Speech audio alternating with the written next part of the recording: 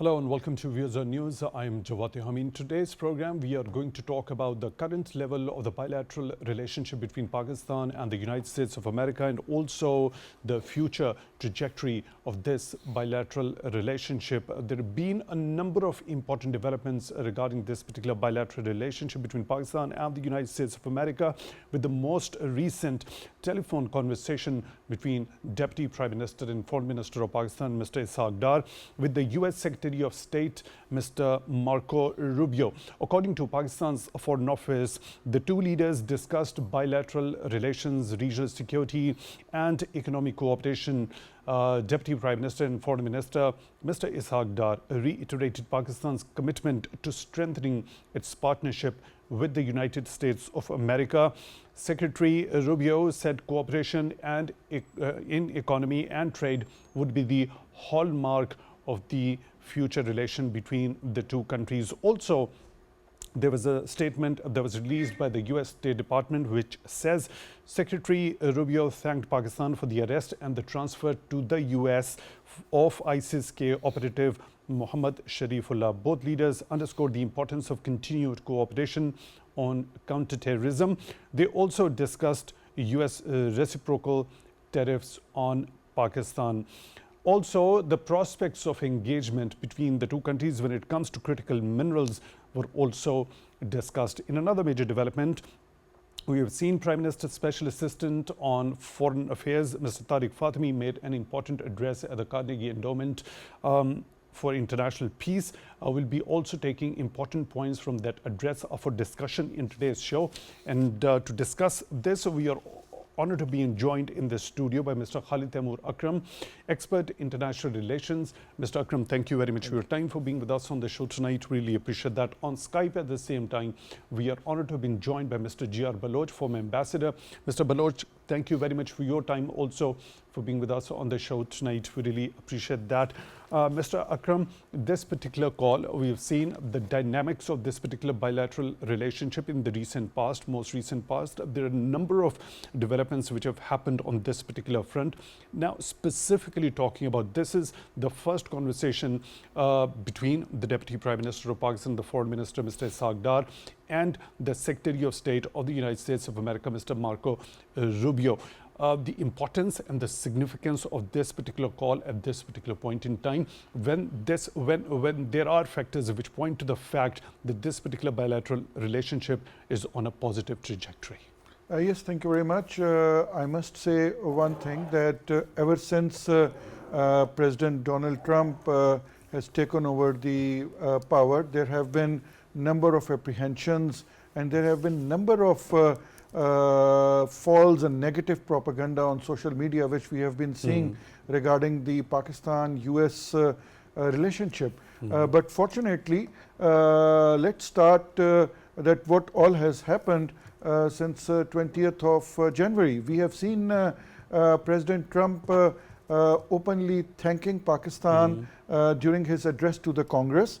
In that address, he was very open and blunt for all his friends and foes, and particularly he was very vocal about its strategic partner India regarding the tariffs.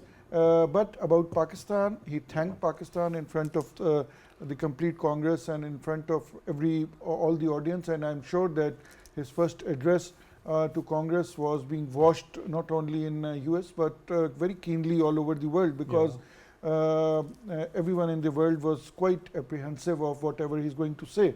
So we have started off with a very good note with the US with the Trump administration. Secondly, during his initial days, President Trump has repeatedly said that he wants the US weapons back from Afghanistan. And if you remember, these are the precise words of Pakistan also. Since last 2 years, Pakistan have been repeatedly telling US, Pakistan has been repeatedly telling the world that the US arms which were left behind by the US and NATO forces are being misused by the terrorists. And Pakistan has provided number of proofs to the world, and we have seen right from back in 2021, the attack in the Banu police station, till now, all the weapons used by the terrorist organizations against Pakistan are those weapons which were left by the Afghan army, which ran away on 15th of August 2021. So this is the second good thing which has happened. After the US President's address to the Congress, we saw the Secretary of the State, the Secretary of Defense of US, both of them came on TV, categorically thanked Pakistan for the counter-terrorism operations. Let me tell you over here that right now, Pakistan military and Pakistani law enforcement agencies are battle-hardened. We have been fighting against terrorism since 9/11, and this has been our continuous fight. And for acknowledgement coming from US, I think it's a very good sign for us, and it has given a message to the world, and it has acknowledged Pakistan's effort on the counter-terrorism thing. And now this very recent telephone call and the visit of the SAPM Tariq Fatmi to US, it was also a very successful visit. I was just reading in the media today that he presented a report to the Prime Minister, and the report which he presented was very, very positive, because he has given a very positive feedback of all his meetings which he had held in had in US. And we also saw Pakistani ambassador was invited at the iftar dinner, which was hosted by President Trump in US, and during that iftar dinner, our ambassador met with him. And we also saw the Pakistan People's Party chairman Bilawal Bhutto Zardari's visit to US, in which he also attended an event which was addressed by President Donald Trump. So all these events happening after 20th of January, they are very, very positive. And today's telephone call, I think the statement by the US State Department is very clear that US wants to go ahead with Pakistan, US wants to cooperate with Pakistan. They are even ready to talk on tariffs also. And US State Department has also sent a special representative to Pakistan to on this mineral summit which is happening today and tomorrow. So if you see whatever is happening from 20th of January till now, I think that the Pakistan-US relationship is going towards a very positive direction. And over here, we must acknowledge the efforts of the Prime Minister Shehbaz Sharif and the Deputy Prime Minister and Foreign Minister Ishaq Dar, and their continuous engagement with the new administration. You've very comprehensively elaborated all the major developments which have happened on this particular front between Pakistan and the US. I'll come back to you to talk in detail on every of those aspects separately. Mr. Baloch, when we talk about this particular statement by the Foreign Office, which says that Deputy Prime Minister and Foreign Minister Mr. Ishaq Dar reiterated Pakistan's commitment to strengthening its partnership with the United States of America. How are you looking at this in the light of this particular recent phone call between the two leaders? Thank you, Jawad. I think it's a very, very important. Why I'm saying very, very again, because initially the apprehensions that everybody had, given the unpredictability and totally a different individual and idiosyncratic interaction with the rest of the world, it was a pleasant surprise to hear President Trump in his inaugural address to be thanking Pakistan. So that was actually, that set the tone for a positive trajectory. I mean, I was one of those people who thought that, yes, I think we have some common ground on which we can work. So I think that was the beginning. And that was then followed up by very prudent, cautious policy by Pakistan. Not to hurry up with any statements, not to be provoked by internal and external provocators, and also to watch and see what happens. So I think that was a very, very prudent policy, and that was kept up with by a very productive visit by SAPM, Mr. Tariq Fatmi, who is a veteran diplomat, who's been ambassador in Washington, who's been twice actually in Washington, once as ambassador and earlier in his other assignment. You mentioned about his address to the Carnegie Endowment. I actually happened to hear him online. It was an amazing speech. He very realistic, very pragmatic, and very articulate. So I think he was the right choice to go.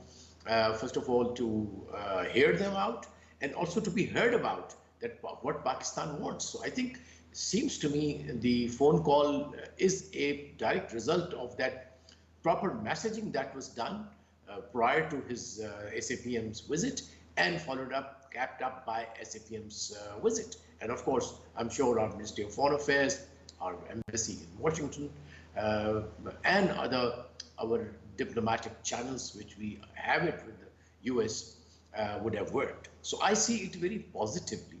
And I just like to highlight why it is important and why it is expected. You see, because I've been in the international relations, a practicing diplomat for like 35 plus years. So see, the institutional memories, institutional arrangements, institutional collaboration goes a long way. It doesn't have a shelf life as people say it. So there is always a recall, whether we criticize, some people do criticize that, okay, our founding, one of the founding fathers of Pakistan, the Prime Minister at that time, Liaquat Ali Khan, preferred go to US than to Russia. But I think that probably was a strategic move, and now I look back that Pakistan and US have been really collaborating. Whether it was Cold War, Pakistan was aligned with the US. It was again a unipolar world. Pakistan was with the US. Whether it was US fight against terrorism, Pakistan was a frontline state, and we continue to be always holding our hand of friendship with the US. And of course, there are several other factors. One, of course, important is our strategic location. And now in that strategic location is the possibility of strategic rare elements and minerals, which are in abundance in our northern areas in Balochistan. So I think there has to be a natural reason for that. And always it's not bad. We would like each one of the countries with whom we have relationship to come and partner with us. And I think that's the kind of message that I saw in the official handouts during the meeting, and that is what I think would be followed up. And to my assessment, this phone call and the delegation, under one of the undersecretaries, I think, of the US is, or a very senior official is participating in this conference. That shows a renewed interest in Pakistan, Pakistan's enormous natural resources, especially the rare mineral and other elements which are important, which we can discuss why they are important strategically for the green energy, for the defense, for in fact determining the fourth and the direction of the fourth industrial revolution will be decided by the technology any country has. Yes, Jawad. Yes, critical minerals. I'll come back to you, Mr. Baloch. Now, Mr. Akram, when we talk about counterterrorism efforts, the acknowledgement of that categorical thanks that was given to Pakistan for its counterterrorism efforts, particularly when we talk about that Mohammed Sharifullah, that ISIS-K operative that was arrested and then transferred to the US. During this phone conversation, there was also again a special thanks expressed on the part of Mr. Marco Rubio to Deputy Prime Minister and Foreign Minister. So this is one aspect. The tone that was set on a positive note, which has already been mentioned by both you as well as Mr. Baloch. When we talk about the leftover weapons, that was a point that also came under discussion during this conversation. You already mentioned the kind of concern that was also expressed by President Donald Trump himself. But it is Pakistan that is bear the brunt of those leftover weapons in Afghanistan, which are being used by the terrorist organizations, the militant outfits, to perpetrate their heinous acts of terror here in Pakistan. How can the US play its role, and what ideally happens to be the responsibility when it comes to resolving this matter? Yeah, first of all, let's discuss that why the US administration time and again is thanking Pakistan for this support of first arresting that person Sharifullah and handing over to US because he was wanted in US. It's because it was one of President Trump's election campaign's promise to the people of United States. I remember that in a number of his speeches he used to criticize the previous administration under Joe Biden that once the American forces were exiting Afghanistan, at that time this blast happened, the suicide bombers, they entered and attacked the air base, and there were many American casualties. Yeah. And in the lapse of 2 years, the Americans, the Joe Biden administration did not take necessary steps. So it was an election promise which President Trump immediately after taking over power, because he had been meeting with the widows and with the children of the US soldier who were dead and lost their lives over there. So for President Trump, it was like fulfilling the promise as soon as he took over power. It was a huge promise that was made with the American public at that time, and that is the fulfillment that American president immediately after his taking immediately after taking his office, and categorically thanking Pakistan when all the eyes were set on that particular joint address to the Congress by the president. And later on, you already mentioned special thanks by the Secretary of Defense as well as Secretary of State, and this conversation also.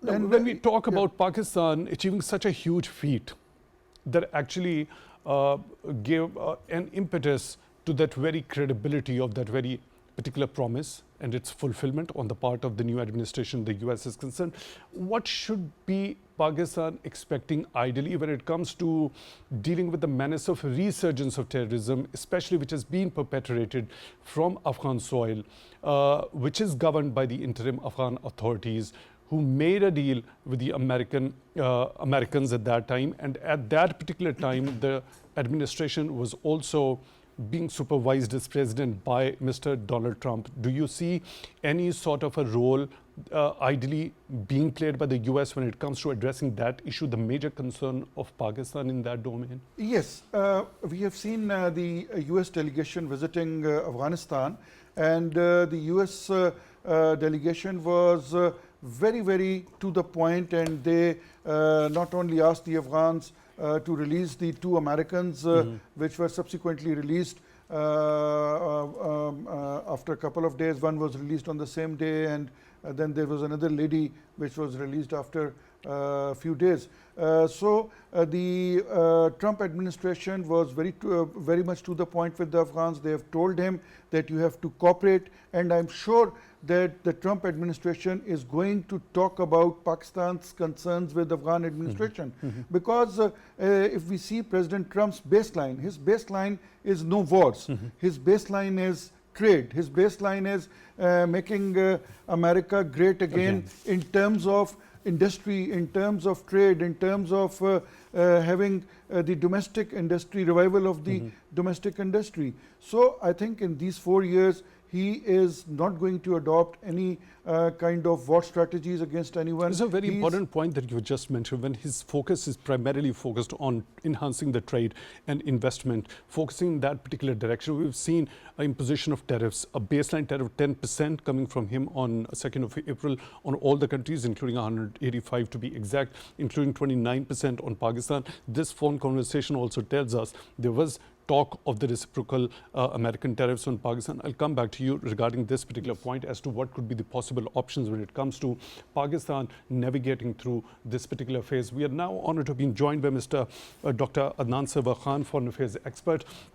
Dr. Khan, thank you very much for your time, for being with us on the show tonight. Really appreciate that. How are you looking at this particular telephone conversation between Deputy Prime Minister and Foreign Minister of Pakistan, Mr. Ishaq Dar, and the US Secretary of State, Mr. Marco Rubio, especially given the fact there have been a number of developments, especially President Donald Trump himself in the joint address to the Congress, thanking Pakistan for its counterterrorism efforts.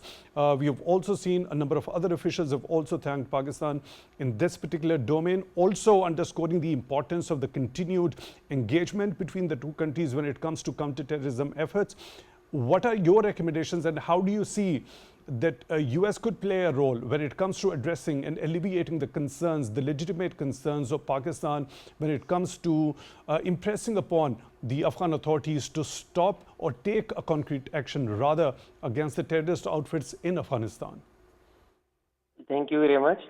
Actually, this is such an issue, terrorism and the related security issues, that the United States of America has been consistently interested in since decades, I would say. And for that, its the main linchpin country was, of course, Pakistan.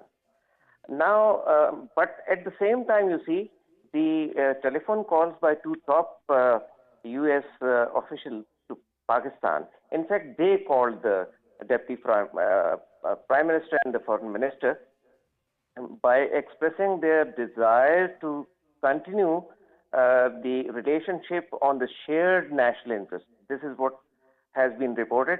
Now, in this regard, you see three main important areas. Number one is counterterrorism, and security, and then trade and investment.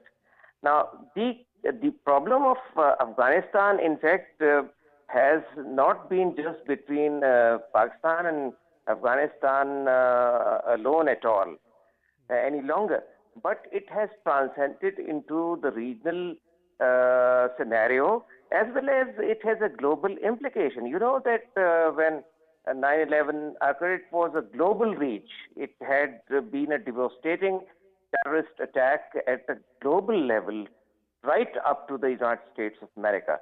That was unbelievable.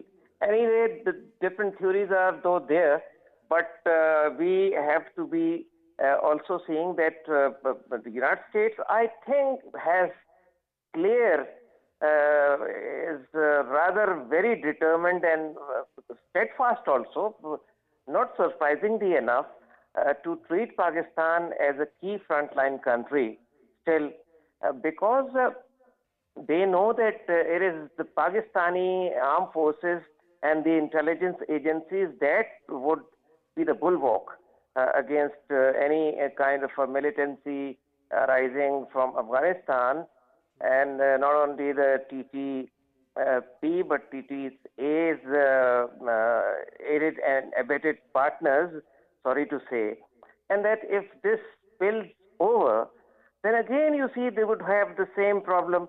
But at the same time, you see, let's also be very particular, because Pakistan must recalibrate its foreign policy, integrating soft power, strategic acumen, and diplomatic finances to reclaim its autonomy, sovereignty, and territorial integrity. Now, if United States reigns over the Taliban, the TTA, that would mean that Pakistan would also feel quite confident and would further have a sustainable relation with the United States. I think that they ought to strengthen Pakistan's confidence in them, that yes, they would be there to dilute terrorism from there against Pakistan, the key country. So in this way, you see, I think that their bottom line has emerged again, which has been emerging over and over again since decades, that Pakistan, more than any country in the world, in the region, is just going to be indispensable, inevitable for them. So this your point, Dr. Khan, I get your point. When we talk about Secretary Rubio, according to Pakistan's Foreign Office statement, he agreed on the need to resolve the issue of US military equipment left behind in Afghanistan. What are your recommendations? What could be the possible scenarios in this particular regard that that leftover weaponry could be retrieved, and how the US could play its part in that? Well, this is a $6 billion question, candidly speaking.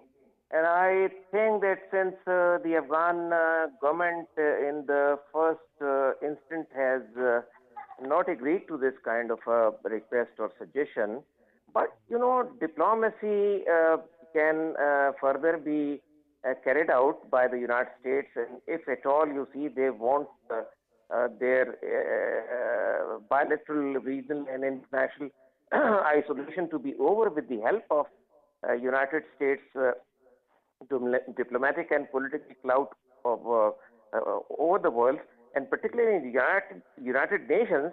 So this is possible that they give it back to the United States.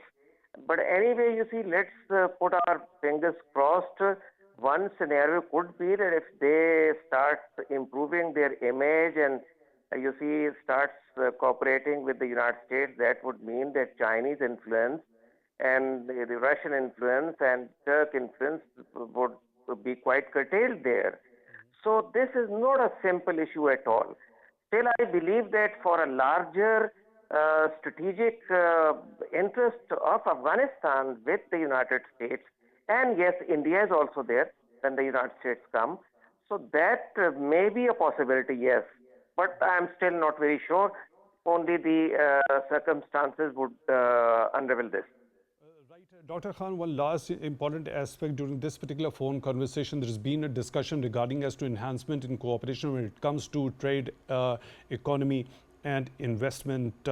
Now, we also see that Mr. Marco Rubio has reciprocated the desire to collaborate with Pakistan in trade and investment, also saying that cooperation in economy and trade is going to be the hallmark of the future relationship between the two countries. How do you take this particular statement, given the fact just a few days before we had seen that imposition of 10% baseline tariff all across, and the US being the largest export destination for Pakistan, given a 29% imposition of tariff regarding on Pakistan, of course Pakistan having a trade surplus with the US, how could Pakistan navigate through this particular phase when this particular 29% of the tariffs have been imposed by the US?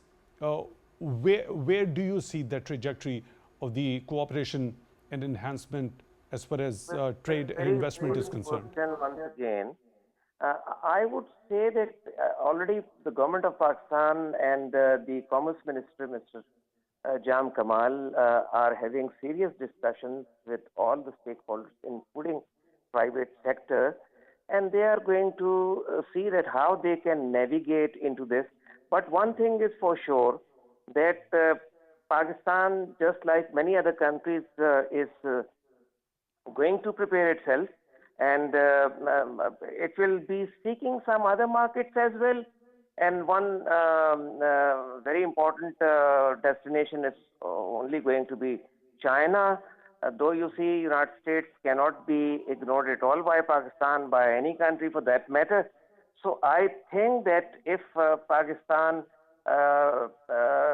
comes to this conclusion that they have to be having a long-term and broad-based relationship, which Pakistan and the United States has many times over announced, they are going to, number one, appreciate this kind of what they would accept, if not even they like it, the principled tariffs imposed by United States. And yet, if Pakistan, they get involved and they are very interested, they are going to take part in the minerals conference, which is from today and will be till tomorrow, and Ricotech project and special critical mineral resources with which Pakistan has been so nobly blessed by God Almighty. They can come around to something which would be a compromised kind of trade relationship. And I think that United States is going to be highly, highly interested in these minerals. which is under Pakistan soil, and that's why their participation in today's Seems to be more tomorrow's interested in these and critical conflict is minerals. immense. Why the US seems to be more interested in these critical minerals? Your quick take regarding that, sir. You know, Rico Dick is full with gold, as well as you see metal and steel, etc., etc. They are now the attraction for the whole of the world, and this is going to. And the point is that United States new foreign and economic policy is going to be based on economic progress of the United States, come what may. And in this, you see, they are going to every that nook and corner of the world where they get such huge opportunities. So that I think is a good omen for Pakistan and some of the rest of the other mineral-rich countries. And that would also mean that their political problems, if any, you see, would also be tempered down. And in this, you see, I think Pakistan's overall balance of trade globally would also improve. And this is why you see Pakistan has been valued. And I think they also want to make sure that they do not miss the bus and the other countries do not get the contracts. So they are in the right place at the moment. And I think a very pragmatic economic foreign policy is on the way, and Pakistan is very intelligently welcoming them. I get your point. Dr. Adnan Sarwar, foreign affairs expert, joining us on the phone line. Thank you very much for being with us on the show tonight. Really appreciate that. Mr. Baloch, before heading to that particular aspect of the conversation between the two leaders regarding trade, investment and economic cooperation, also the importance of the prospects of the engagement as far as the critical minerals between the two countries is concerned, your understanding regarding when it comes to US role and responsibility, especially when it comes to retrieving or impressing upon the Afghan de facto authorities when it comes to the use of those NATO caliber weapons left over in Afghanistan after the international troops withdrawal. Also, when we specifically talk about the recent case of the arrest and the transfer to the US of that ISIS-K operative Mohammed Sharifullah to the US, for which US President and other officials have been thanking Pakistan, that speaks volumes about the importance and the significance of the intelligence coordination and sharing. Yeah, I think 3 points that you raised. First of all, is I would put the critical mineral first, because the future war is going to be about the critical minerals and natural resources. As I mentioned earlier in my opening remarks, that this is the fourth revolution, which will be led by position, production, and processing of the critical minerals. At this point of time, the bias is in favor of China, and as we know that the US and China are at this point of time the dominant powers, and their contestation for dominance is led by this very one of the major factors is this. And now, to their good luck or bad luck, China has 19% of the world's production of the critical elements, minerals, and 80 to 90% of the processing. So both ways, it has a lot of natural resources, as well as it has developed the capacity. So in fact, the Atlantic, the NATO especially, finds it high and dry that they probably missed the bus that time when quietly China was doing. So in order to create that strategic balance in their relationships, because that China, it has imposed some restrictions on its elements. I get your point. If I can request you to quickly move on to a couple of other points, because we're short of time. I have to move to Mr. Akram for his quick last views as well.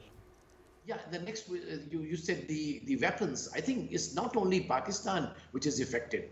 These weapons are in fact important to be collected and given it to its rightful owner, that is US. It's good for Afghanistan, because the Afghan government at this point of time is not able to really extend its reach, because those weapons are not only with the Afghan army, but they are also in the non-state actors' hands. So I think collection of these weapons is actually in the mutual interest of the Afghan first government and Afghan people, Pakistan and the rest of the world. And for the rest of interest of the Afghan government, Pakistan, as well as for the rest of the world. Mr. Akram, quick take regarding 30 seconds left. Unfortunately, we're short of time. Regarding as to how Pakistan could navigate through this particular tariff regime. Yes, I think Pakistan can navigate through this tariff regime because already 50 countries have approached back to United States for negotiations.